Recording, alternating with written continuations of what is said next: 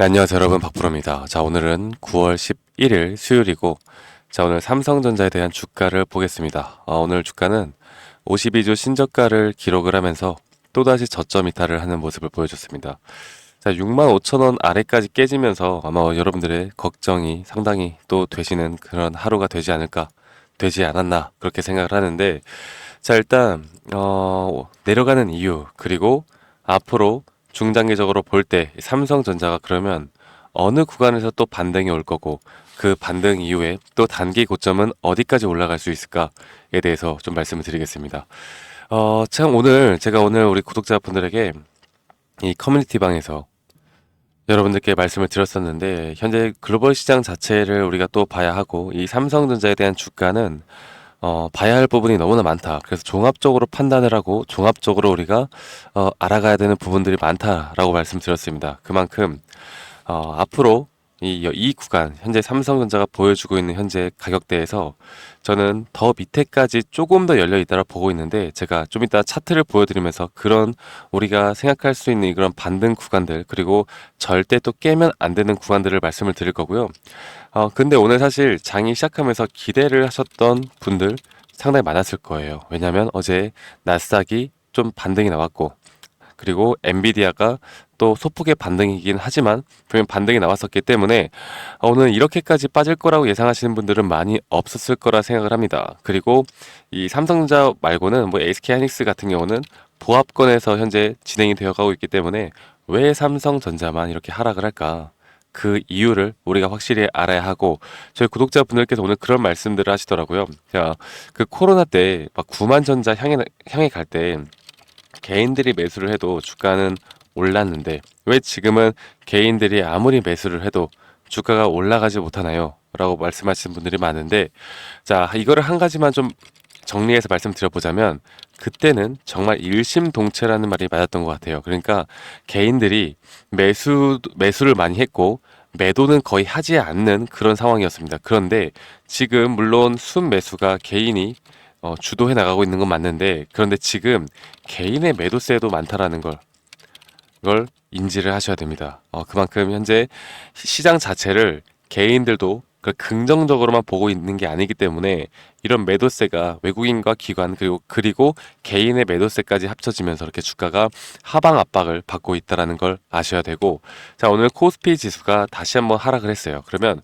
코스피 지수가 하락을 하면 결국 코스피 200에 대한 이 매도세, 그러니까 프로그램 매도세가 나타날 수밖에 없다. 이 프로그램 매도세가 겹쳐지면서 이 외인들의 매도세도 같이 나올 수밖에 없는 그런 상황이다라는 걸 아셨으면 좋겠습니다. 자, 그리고 오늘 이렇게 결국 삼성전자에 대해서 오늘 나왔던 기사들인데, 이제 개발비만 4조, 이 디램 기술에 대해서 삼성전자 전 임원이 중국에 빼돌렸다. 그러니까 기술 수출에 대한 부분들이 있었다라는 내용들이 나오고 있어요. 자, 이게 이 청두 공장, 이전에 삼성전자와 SK하이닉스에서 임원을 했던 그분이 이 청두시의 보조금을 받고 이제 반도체 공장을 세웠거든요. 그런데 여기에서 지금 뭐 지인들을 동원을 해서 다 이쪽 공장으로 와서 일을 하게 만들었고, 현재 삼성에서 수조 원을 들여서 만들었던 그 기술을 현재 유출해서 여기서 개발해 나간다.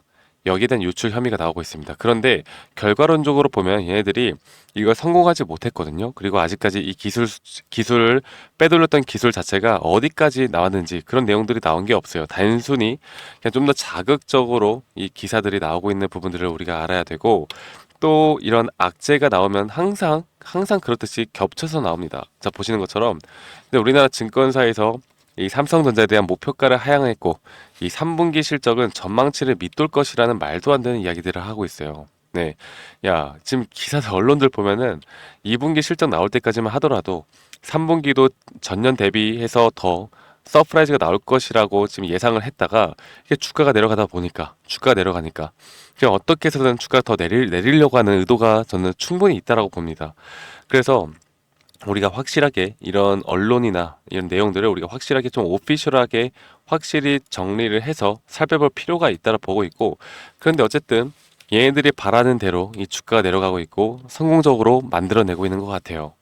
자, 그러면 현재 이 주가를 좀 보면은 이런 구간들, 이전에 이 저점 이탈을 만들어냈었고, 그리고 또다시 만약에 지지를 해 나간다라고 하면 대략 이 정도 구간이라고 제가 말씀드렸습니다. 그리고 제가 실질적으로 트레이딩을 하면서 쓰는 차트를 여러분들께 처음으로 좀 보여드리는데, 이 삼성전자에 대한 분명 이 채널은 깨졌어요.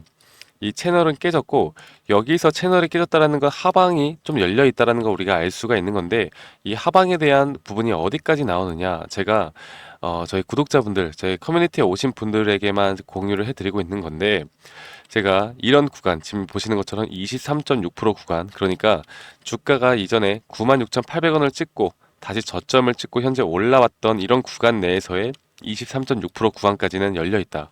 그래서 삼성전자를 여러분들이 만약 추가적으로 매수를 하고 싶다라고 하면 이 구간까지는 바라봐야 한다라고 말씀드렸습니다. 혹은 이 구간이 살짝 이탈을 하게 되면 지금 개인들이 저점이다 생각하고 계속 담고 있는데요. 근데 이것도 어쩔 수 없이 여러분들 지지를 해야 되는 구간까지 깨지게 되면은 개인들도 손절매가 나갈 수밖에 없습니다. 그런 구간 내에서 다시 한번 저는 반등이 올 거라 보고 있고, 이 구간에 대한 매수 그리고 여기에 대한 눌림 시그널이 발생을 할 때 제가 여러분들에게 무조건 공유하도록 할 거예요. 실시간 장 중이라도 이 매수 타점에 대해서 공유를 해 드릴 거고, 자 그러면 우리가 글로벌적으로도 좀 봐야 하겠죠. 제가 글로벌적인 흐름을 좀 보면서 더 말씀을 드려보자면, 어저께 저점 매수세로 나스닥이 좀 보합권에 0.84% 상승을 했고요. 이 엔비디아도 1.53%, 이 100달러는 지켜주는 그런 모습을 보여줬습니다. 그리고 이 캔들 모양 자체가 꼬리를 꼬리를 달고 올라갔기 때문에, 자, 아시아 시장도 이 반도체 중심으로 상승이 있을 수도 있겠다라는 기대감이 있었을 텐데, 그런데 지금 뭐 오늘 사실 그게 있죠. 이 해리스와 그 트럼프의 이 토론이 있는데, 아마 이런 토론 내용들에 따라서 좀 기관과 외국인들도 좀 보수적으로 추석 전까지는 접근해 나가지 않을까라고 생각을 합니다. 그리고 제가 왜 단기적으로 상승은 나올 수밖에 없는지에 대해서 말씀을 드리고 있는데, 이제부터가 정말 핵심이라고 여러분들께 말씀을 드리고 싶어요. 자, 이렇게 지금 주가가 내려가다 보니까 아마 매도 타이밍을 놓쳐가지고 내가 이제 언제 매도를 해야 되나 고민이 많으신 분들이 분명히 있을 거라고 생각합니다. 자, 그러면 우리 결국 이제 금리 인하에 대한 카드, 금리 인하 이슈에 대해서 우리가 좀 살펴봐야 합니다. 금리 인하라는 건 결국 경제가 안 좋게 흘러가면 금리 인하라는 카드를 쓰는 거죠. 자, 그러면 금리 인하라는 건 결국 우리 여러분들 사람이 아프면 어떻게 합니까? 약을 처방받죠? 이 약을 처방받으면 약을 먹자마자 우리 건강이 바로 좋아지는 게 아니잖아요. 그렇죠? 결국 경제도 이렇게 뭔가 문제가 생기면 이 금리 인하라는 카드를 쓴단 말이죠. 금리 인하라는 카드를 쓰면서 어느 정도 여기에 점진적으로 금리 인하가 안정화가 될 때, 그때부터 어느 정도 현금도 풀고 여러 가지 자산 시장, 뭐 부동산도 그렇고요. 이렇게 다 상승을 합니다. 아시겠죠? 그래서 시간이 좀 더 기다려 봐야 한다. 왜냐면 앞으로 정말 큰 대상승은 시간이 좀 기간이 걸릴 수도 있다라고 말씀드릴 수가 있겠지만, 지금 이 보시는 것처럼 첫 번째 금리 인하를 0.25포인트가 아니라 0.5포인트를 0.5포인트, 0.5bp를 할 수 있다는 확률이 점점 높아지고 현재 77%까지 올라갔어요. 자, 그러면 이 금리 인하에 대한 기대감도 어느 정도 더 살아있단 말이죠. 첫 번째 금리 인하를 하면 단기적으로 일반적으로 상승이 나옵니다. 그래서 지금 여기 낙폭 과대에 의한 이 삼성전자의 반등이 한 번 나오면 세게 나올 수 있다라는 거, 그리고 그 구간은 조금 더 밑에까지 열려 있다라는 거 여러분들이 아셔야 되고, 여기에서 이제 고점 신호를 파악하고 그 뒤에 우리가 뭘 해야 되느냐, 바로 무조건 여러분들 무조건입니다. 무조건 이 분할 매도를 적어도 최소 30% 아니면 50%까지는 하시고, 여기에 대한 현금화를 준비하셔야 된다. 만약 100%까지 전량 매도를 해도 괜찮습니다. 뭐 이렇게 지수가 하락함에 따라서 저는 마지막 또 대상승장의 눌림목 자리에 대한 완벽한 타점이 나올 거라 보고 있기 때문에 100%를 매도를 해도 괜찮겠지만, 제가 아무리 100% 매도를 하라고 해도 여러분들은 절대 하지 못해요.